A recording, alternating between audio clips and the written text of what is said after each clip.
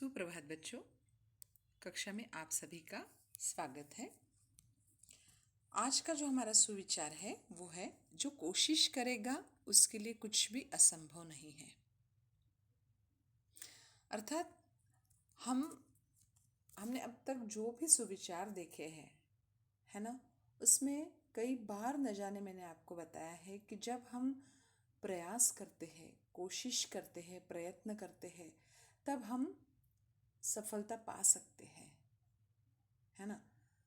यानी कोई भी काम असंभव नहीं होता है, सिर्फ हमें कोशिश करनी पड़ती है उस काम को आने के लिए।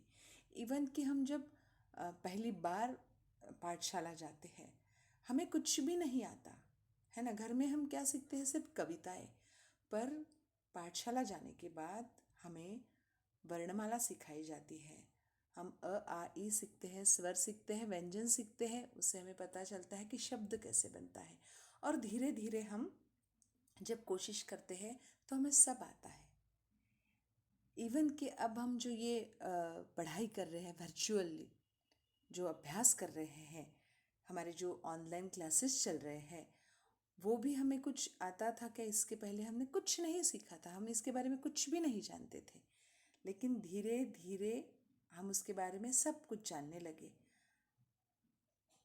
यानी किसी भी काम को करने के लिए अगर हम कोशिश करते हैं, प्रयत्न करते हैं, तो हमें ज़रूर आता है।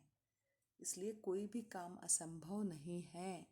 ये मुझे नहीं आता है, ये हमें नहीं कहना है, बल्कि सतत प्रयत्न करते रहना है। एक दिन हम उसमें ज़रूर कामयाब होते हैं। अब आइए हम हमारा आज का पाठ देखते हैं। हमारा पाठ 7 हींग वाला, जिसकी लेखिका है सुभद्रा कुमारी चौहान। बच्चों, ये जो पाठ है ये बहुत ही सुंदर है। इस पाठ में, इस कहानी में हमें सबसे बड़ा संदेश यह दिया है कि कोई भी मनुष्य छोटा नहीं होता है। अब जातीय और धर्म के संस्कार मनुष्य को जन्म के बाद मिलते हैं। सभी धर्मों में अच्छी बातें बताई गई है। सभी धर्म जो है वो अच्छी ही बातें बताते हैं। कोई भी धर्म ऐसा नहीं है जो बताता है कि ये बुरा काम करो, है ना। सभी धर्म अच्छी बातें बताते हैं और हम उसका अनुकरण भी करते हैं। फिर भी कुछ लोगों के धर्मांधता के कारण समाज को अशांति का सामना करना पड़ता है।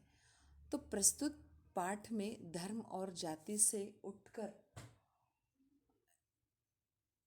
मनुष्य के सहज और सरल मन का चित्रण यहाँ किया गया है। इस पाठ में लेखिका ने सर्वधर्म समभाव को समझाने की कोशिश की है। इस पाठ के द्वारा लेखिका ने हिंग बेचने वाले खान के चरित्र की उदारता, विश्वसनीयता, धार्मिक सद्भावना एवं आत्मीयता का वर्णन करते हुए यह प्रेरणा दी है कि धर्म तथा जाति के नाम पर भेदभाव तथा दंगे करना उचित बात नहीं है। कोई भी धर्म छोटा नहीं होता, कोई भी धर्म बड़ा नहीं होता। सर्वधर्म समभाव की भावना हमें रखनी चाहिए। आपसी सद्भाव से ही जीवन में शांति बनी रहती है, सुख बना रहता है। महात्मा गांधी ने कहा है कि साहस और धैर्य ऐसे गुण हैं जिनकी कठिन परिस्थितियों में भी बड़ी आवश्यकता होती है। जब कठिन परिस्थितियाँ आती है तो इंसान में क्या चाहिए? साहस और धैर्य, जिसकी वजह से वो हर कठिन परिस्थिति का सामना कर सकता है। इसीलिए कठिन परिस्थितियों में साहस और धैर्य की आवश्यकता होती है, महात्मा गांधी जी ने कहा है। तो अब हमारी जो लेखिका है उनका परिचय देखते हैं। इनका जन्म 1904 इलाहाबाद उत्तर प्रदेश में हुआ तथा मृत्यु इनकी 1948 जबलपुर मध्य प्रदेश में हुई। इनका परिचय देखते हैं। सुभद्रा कुमारी चौहान जी प्रसिद्ध कवयित्री और लेखिका है। राष्ट्रीय चेतना, नारी विमर्श, शैशव काल की स्मृतियाँ आपकी कविताओं के केंद्र बिंदु हैं। आपकी प्रमुख कृतियाँ बिखरे मोती, उन्नदिनी, सीधे साधे चित्र, कहानी संग्रह, मुकुल, त्रिधारा, जालियांवाले बाग में बसंत, झांसी की रानी, यह कदम का पेड़, अगर, काव्य संग्रह आदि। ये जो है ये था हमारी लेखिका का परिचय। अब गद्य संबंधी देखते हैं। प्रस्तुत कहानी में लेखिका ने, जैसे कि मैंने आपको शुरुआत में ही बताया कि प्रस्तुत कहानी में लेखिका ने धर्म जाति के बंधनों से ऊपर उठकर सहज और सरल मन को महत्व प्रदान किया है। कोई भी धर्म गलत शिक्षा नहीं देता है। गिने चुने लोगों के कारण ही समाज में अशांति फैलती है। यहाँ सर्वधर्म समभाव जताया गया है।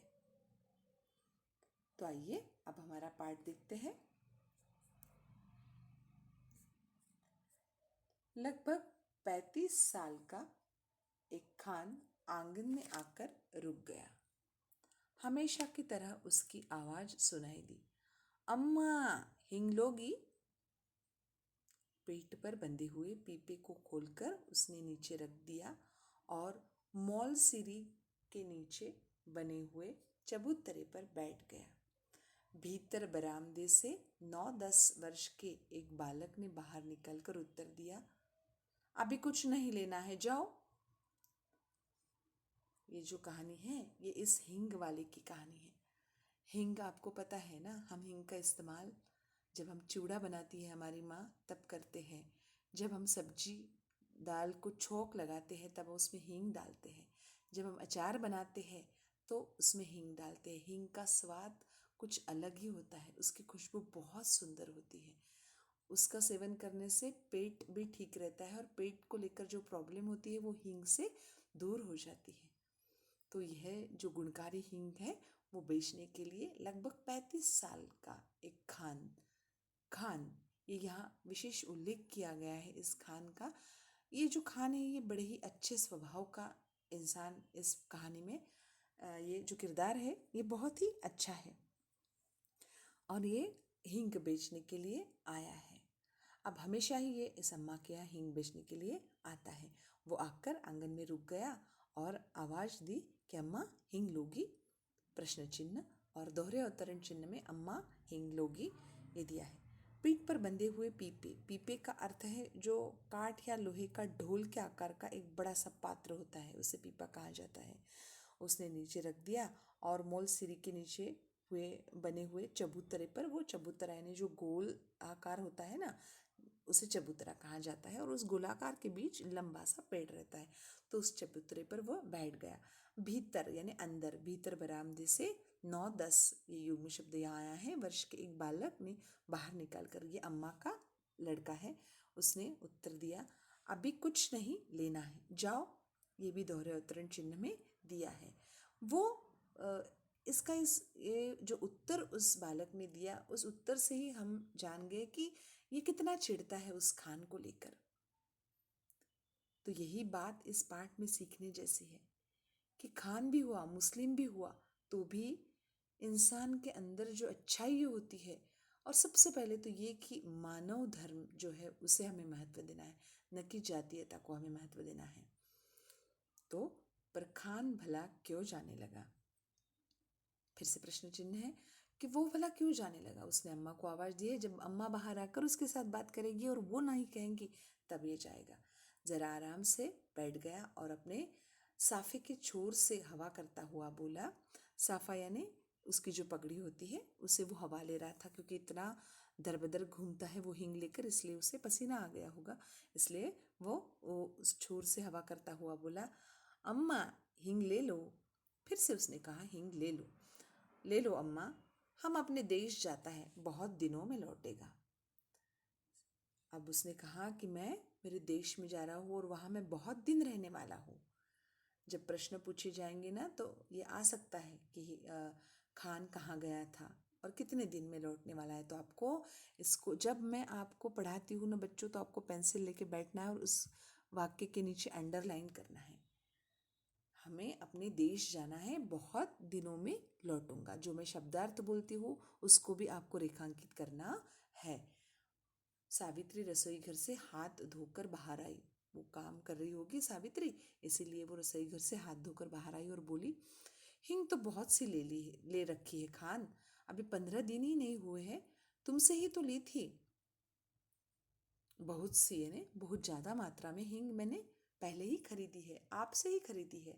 अब 15 दिन भी तो नहीं हुए, इतना हिंग लगता है क्या, है ना। एक डिबिया भी अगर हम लाते हैं तो बहुत दिन चलती है वो।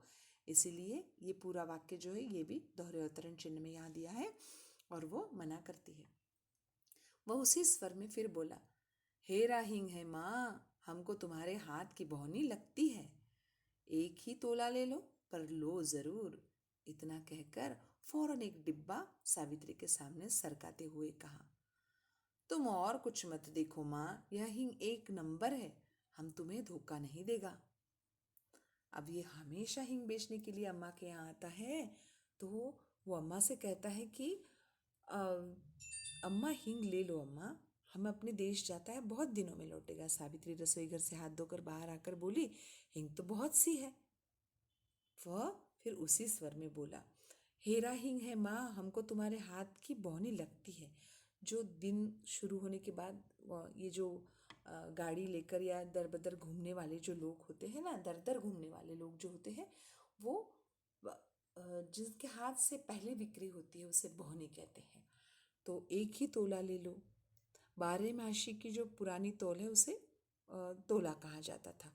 तो एक तोला ही ले लो, पर ले लो ज़रूर। इतना कहकर फौरन एक डिब्बा सावित्री के सामने सरकाते हुए यानी देते हुए कहा, तुम और कुछ मत देखो माँ, यह हिंग एक नंबर है, हम तुम्हें धोखा नहीं देगा। इतना विश्वास रखो मुझ पर कि ये जो हिंग है वह एक नंबर है। तुम एक ही तोला लो, पर लो, हम तुम्हें धोखा नहीं देगा। तो इस तरह इस हिंग वाला जो है खान जो है, इन्होंने बहुत सावित्री से कहा कि तुम हिंग ले ही लो। और बाद में क्या होता है कहानी में, ये हम अगली तासिका में देखेंगे। आज के लिए बस इतना ही, मिलते हैं अगली तासिका में। धन्यवाद।